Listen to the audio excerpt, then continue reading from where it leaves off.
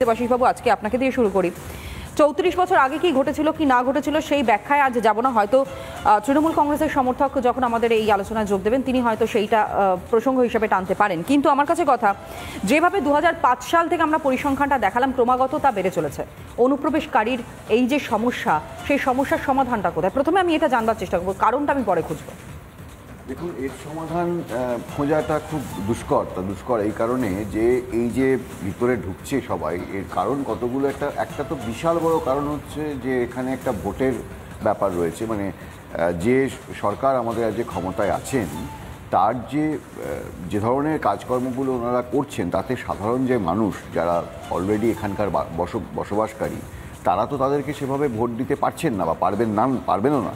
কিন্তু এই ধরনের দেবাশিসবাবু, ২০০৫-এর পরিসংখ্যানটাও আমি দেখিয়েছি, সেই সময় কিন্তু বামেরা তারা রাজ্যের শাসক দল হিসেবে ছিলেন। হ্যাঁ, আমি বলছি যারাই ক্ষমতায় ধরুন এসেছে বা আসছে তাদের, এটা তো প্রথম তৃণমূল শুরু করেছে এরকম না, এটা বামেদের আমলেও ঘটেছে। এবং এই যে অনুপ্রবেশকারী সুবিধাটা কি, যে এই ধরনের যারা ভোটার বা এই ধরনের যারা অনুপ্রবেশ করছে তাদেরকে দিয়ে অনেক অন্যরকম কাজও করে নেওয়া যায়। আজকে আপনি যদি দেখে রাখেন যে এই যে শাহজাহান, আরাবুল বা জাহাঙ্গীর বা গুলশান কলোনিতে যাদেরকে আপনি দেখাচ্ছেন বা যা হচ্ছে, এই যে বিভিন্ন রকমের দুষ্কৃতিমূলক কাজগুলো হচ্ছে এদের, এবং দেখবেন এর মধ্যে এদের নামগুলোই বেশি আসছে। বা আপনি যদি 100 জনের যদি নাম করেন 99টা নাম এদের আসছে। এবং এই যে ধরুন একটা ডেমোগ্রাফিক, এই যে জনবিন্যাসটা পাল্টে যাচ্ছে আপনি যেটা বলছিলেন, তার জন্য যে সমস্যাগুলো আসছে শুধু আশ্রয় বাসস্থান এগুলো নয়, কর্মসংস্থানের সমস্যা থাকে, খাদ্যের সমস্যা থাকে, এবং এই জিনিসগুলো হচ্ছে। এবার আমাকে এটা বুঝতে হবে যে আমার সরকারের সদিচ্ছা কতটা।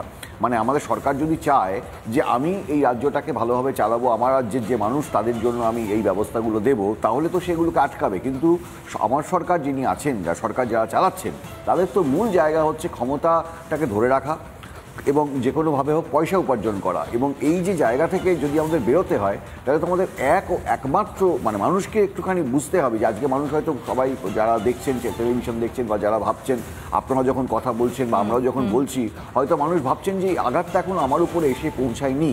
কিন্তু আজ হয়তো আঘাতটা এসে পৌঁছয়নি, কিন্তু যেভাবে এটা এগোচ্ছে তাতে কাল বা পরশু আঘাত আসতে পারে। আমাদের সংস্কৃতি, যখন আপনি আঘাতের কথা বললেন তখন একটা বিষয় নিশ্চয়ই মনে থাকবে, এই গুলশান কলোনির নামটা কিন্তু আমরা পাই অন্ততপক্ষে মানুষের কাছে এত পরিচিত হয়ে ওঠে সুশান্ত ঘোষের ওপর যে অ্যাটাক করা মানে একটা পরিকল্পনা ছিল ঠিক তার পর থেকে। সুতরাং কোথাও গিয়ে নিজেদেরকেই কি বিপদের মধ্যে ফেলা হচ্ছে না? দেখুন, এই সুশান্ত ঘোষের যে অ্যাটাক, এটা তো মনে করিয়ে দেয় যে এই যে নিজেদের মধ্যে একটা মানে ক্ষমতা নিয়ে লড়াই বা অর্থ নিয়ে লড়াই। মানে আপনি দেখুন যে জায়গার কথা আমরা বলছি, যে আপনি যেমন দেখাচ্ছিলেন এক্ষুনি প্রতিবেদনে, সেই জায়গাগুলো কি ছিল, সেই জলা জমিগুলোকে কিভাবে ভরাট করে একের পর এক, মানে আমি 200% শিওর যে এই জায়গাগুলোতে যেভাবে বাড়িগুলো বানানো হয়েছে, যদি সরকারের পক্ষ থেকে যদি দেখা হয়, এই বাড়িগুলো প্রায় অধিকাংশ অবৈধ নির্মাণ হবে। আপনি দেখে নেবেন খোঁজ করে। আমরা কিছুদিন আগে, আপনি মনে আছে কিনা জানি না নয়, যে আমাদের গার্ডেন রিচে বাড়ি ভেঙে পড়েছিল, সেই গার্ডেন রিচে বাড়িগুলো ভেঙে পড়েছিল। আপনি সেখানেও দেখবেন, সেখানেও আপনি যদি জনসংখ্যার বিন্যাস দেখেন যে কারা গার্ডেন রিচটাকে রুল করে বা কারা গার্ডেন রিচের সংখ্যা কাদের বেশি। এবং এখানে 6তলা 8তলা বাড়ি হয়েছিল, পারমিশনই নেই সেগুলোর। মানে পারমিশন নেই, মানে একটা ইলেকট্রিক বিলের উপর দাঁড়িয়ে পুরো বাড়ি তৈরি হয়ে গেছে, বিল্ডিং তৈরি হয়ে গেছে। আজকে মহানগরিকরা যারা রয়েছেন আমাদের, তাদের অনেক বড় বড় কথা বলেন, কিন্তু আসলে তো তারা সবাই, সেই বক্তব্য আমি শোনাবো যখন আপনি এই প্রসঙ্গ তুলেন।